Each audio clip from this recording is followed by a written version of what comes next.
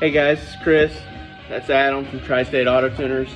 We've run into a little situation with our little work truck that Adam's had for a couple years. It's a little bit of a beater, and it's got a bad noise and some stripper dust in the oil. Some stripper dust. So that means flakes in the oil, metal flakes. So it's got a little bit of a rod knock. So what we're gonna do is we're gonna try to tear this thing apart. This is what it looks like now. We're gonna start on it tonight. We just got this little stand here. You can see that. Anyway, that's where our tool stand's gonna be, and our cart anyway. And we're gonna start tearing into this bad boy.